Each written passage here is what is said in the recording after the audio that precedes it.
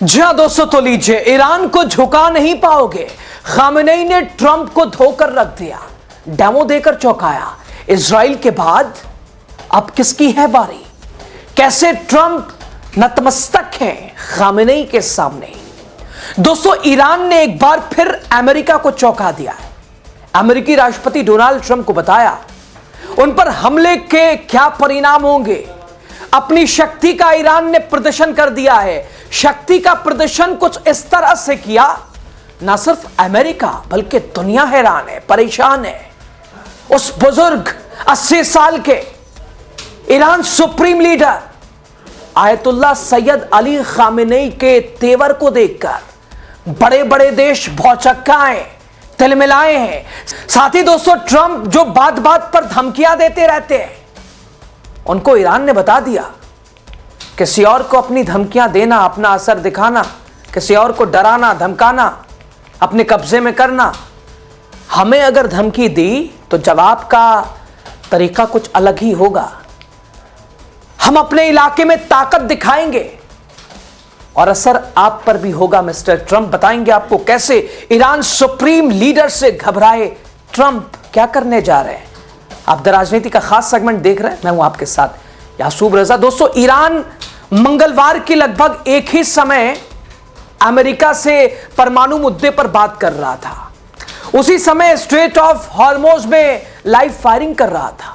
इस दौरान ईरान ने स्ट्रेट ऑफ हॉर्मोज को बंद कर दिया।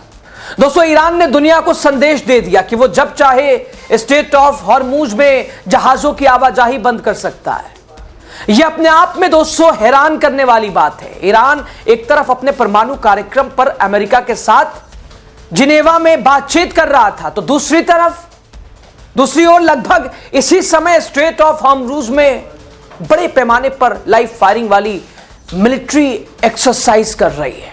दोस्तों, ईरान की लाइव फायरिंग की वजह से स्ट्रेट ऑफ हॉर्मूज अस्थायी रूप से बंद रहा। दोस्तों, यह संयोग नहीं है, यह ईरान की क्लासिक 2 ट्रैक रणनीति है, यानी कि बातचीत भी करना और धमकी भी देना। दोस्तों, स्ट्रेट ऑफ हॉर्मूज दुनिया का सबसे महत्वपूर्ण ऊर्जा चेक पॉइंट है।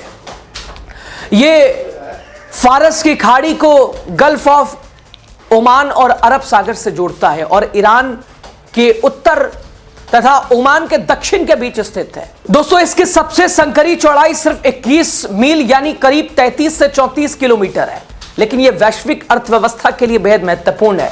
यहां से दुनिया को होने वाले तेल सप्लाई का 20% हिस्सा होकर गुजरता है। ईरान बार बार कहता है कि अगर हम पर हमला हुआ तो हम इसे बंद कर देंगे। लाइव फायरिंग से वो दिखा रहा है कि हमारे पास क्षमता है और हम तैयार हैं। हाल के आंकड़ों के अनुसार प्रतिदिन औसतन 20 मिलियन बैरल कच्चा तेल और पेट्रोलियम उत्पाद इस स्ट्रेट से होकर गुजरता है। ईरान के सरकारी टीवी का कहना है कि ईरान और अमेरिका के बीच न्यूक्लियर बातचीत का नया दौर लगभग 3 घंटे बाद खत्म हो गया है। जिनेवा में हुई बातचीत तब हुई जब ईरान ने लाइव फायर ड्रिल के लिए स्ट्रेट ऑफ हॉर्मूज को बंद करने की घोषणा की। अमेरिका इस इलाके में अपनी मिलिट्री फोर्स बढ़ा रहा है। जैसे ही बातचीत शुरू हुई, ईरानी मीडिया ने घोषणा की कि ईरान ने स्ट्रेट ऑफ हॉर्मूज की ओर लाइव मिसाइलें दागी हैं। दोस्तों, ये पहली बार जब ईरान ने स्ट्रेट ऑफ हॉर्मूज को बंद किया है। दोस्तों, ईरान ने कुछ हफ्ते पहले हॉर्मूज जलजबरू मध्य में एक लाइव फायर ड्रिल की थी और लेकिन बंद करने की घोषणा नहीं की थी। ईरान की सरकारी न्यूज एजेंसी तंजीम ने कहा कि ईरान के अंदर और उसके तट पर लॉन्च की गई मिसाइलों ने हॉर्मूज स्ट्रेट में अपनी टारगेट को नष्ट कर दिया। ईरान का कहना है कि अमेरिका के साथ सिर्फ न्यूक्लियर प्रोग्राम पर बात होगी, ना कि घरेलू पॉलिसियों पर। इसमें पिछले महीने प्रदर्शनकारियों पर हुआ एक्शन भी शामिल है। अमेरिकी राष्ट्रपति डोनाल्ड ट्रंप ने ईरान को अपनी न्यूक्लियर प्रोग्राम पर रोक लगाने के लिए मजबूर करने के लिए बार बार ताकत का इस्तेमाल करने की धमकी दी है। ईरान ने कहा है कि वो खुद हमला करके जवाब देगा। ईरान के सरकारी टीवी ने कहा कि बातचीत का दूसरा राउंड खत्म हो गया है। ईरान के विदेश मंत्रालय के प्रवक्ता इस्माइल बघाई ने बातचीत खत्म होने से पहले सरकारी मीडिया को बताया कि हमने बैन हटाने और न्यूक्लियर मामलों से जुड़ी कुछ डिटेल्स दी है। उन्होंने आगे कहा कि हम इन बातचीत को तब तक जारी रखने के लिए तैयार हैं जब तक इसमें समय लगे। हम बातचीत करने के लिए तैयार हैं। मुद्दे उलझे हुए हैं, दोनों पार्टियों के बीच कोई भरोसा नहीं है। हमें इन हालात में बातचीत जारी रखनी होगी। ईरान के विदेश मंत्री जो ईरान की तरफ से बातचीत को लीड कर रहे हैं, उन्होंने जिनेवा में यूएन न्यूक्लियर वॉचडॉग एजेंसी के प्रमुख से मुलाकात की। ईरान के विदेश मंत्री ने एक्स पर ट्वीट करते हुए लिखा, मैं एक सही और बराबर डील करने के असली आइडिया के साथ जिनेवा में हूं, लेकिन जो बात टेबल पर नहीं है वह है धमकियों के आगे झुकना। दोस्तों, आपको बता दें कि सोमवार रात एयरफोर्स वन में वॉशिंगटन जाते समय रिपोर्टरों से बात करते हुए ट्रंप ने कहा कि वो बातचीत में शामिल होने का प्लान बना रहे हैं, कम से कम अप्रत्यक्ष रूप से।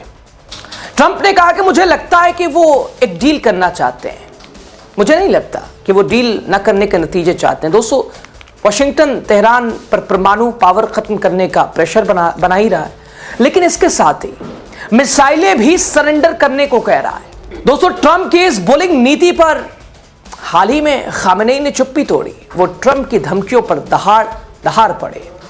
ईरान के supreme leader Ayatollah Syed Ali Khamenei ने ट्रंप को सीधे चुनौती दी और कहा कि वो ईरान को मिटाने का ख्वाब देखना छोड़ दें।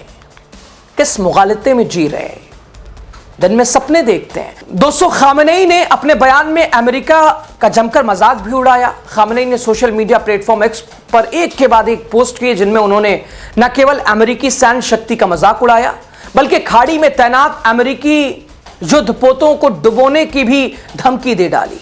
खामेनेई ने कहा, अमेरिकी राष्ट्रपति लगातार कहते रहते हैं उनके पास दुनिया के सबसे मजबूत सैन्य शक्ति है।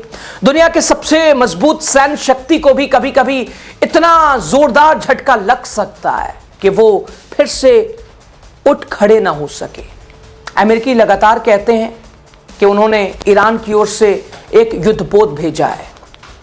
बेशक युद्धपोत एक खतरनाक सैन्य उपकरण है, लेकिन उस युद्धपोत से भी ज्यादा खतरनाक वो हथियार है जो उस युद्धपोत को समुद्र की गहराई में डुबो सकता है। उन्होंने आगे कहा, अमेरिकी राष्ट्रपति ने कहा कि 47 वर्षों से संयुक्त राज्य अमेरिका इस्लामी गणराज्य को समाप्त करने में सक्षम नहीं रहा है। ये एक सच्चा और अच्छा कबूलनामा। मैं कहता हूं, आप भी ईरान को नहीं झुका पाएंगे। सपने देखने छोड़ दें। दोस्तों, ये टिप्पणियां अमेरिकी राष्ट्रपति ट्रंप के उस बयान के बाद एक दिन के बाद ही आई, जिसमें उन्होंने कहा था कि वो मंगलवार को होने वाली महत्वपूर्ण परमाणु वार्ता में अप्रत्यक्ष रूप से शामिल रहेंगे। ट्रंप ने ईरान को एक तरह से धमकाते हुए कहा था कि तेहरान ने पिछले टकरावों से सबक सीखा है और अब बातचीत के लिए राजी हो सकता है। ट्रंप ने कहा कि मुझे नहीं लगता कि यह समझौता न करने के परमाणु को भुगतान हो सकता है, परिणाम इसका भुगतना पड़ सकता है। ट्रंप ने याद दिलाया कि अमेरिका ने पहले भी ईरान परमाणु ठिकानों पर हमले किए थे। उन्होंने कहा था कि हम B-2 मिसाइलों को भेजकर उनकी परमाणु क्षमता को नष्ट करने के बजाय समझौता कर सकते थे और हमें B-2 मिसाइलें भेजनी पड़ी। मुझे उम्मीद है कि वो अब अधिक समझदारी से काम लेंगे, लेकिन अब ईरान अपनी समझदारी ऐसी ईरान ने दिखाई है मानो अमेरिकी राष्ट्रपति डोनाल्ड ट्रंप चौंकने के साथ साथ हिल गए होंगे, दहल गए होंगे। सोचा था कुछ हो गया, कुछ वो चाह रहे हैं, कुछ हो रहा है कुछ। उन्होंने चाहा कि जिस तरह सभी देश उनके सामने दबते हैं और वो चाहते हैं कि दबा की उन्हीं की चलती रहे, लेकिन ईरान ने बता दिया, नहीं मिस्टर ट्रंप, आपकी सोच गलत है, इस सोच को बदलिए, अपने आप को अपडेट कीजिए। हम छोटे जरूर हैं, आपके सामने टेक्नोलॉजी में भी कम जरूर हैं, लेकिन झुकने वाले नहीं है, मुकाबला करेंगे। आप जिस मायने से आइएगा उसी से हम भी जवाब देंगे। आपका जैसा नजरिया होगा हम भी वैसे ही नजरिया पेश करेंगे। तो एक तरह से दोस्तों, ईरान झुकेगा नहीं, झुक नहीं पाएगा। सीधी चेतावनी Iran supreme leader Syed Ayatollah Ali Khamenei की।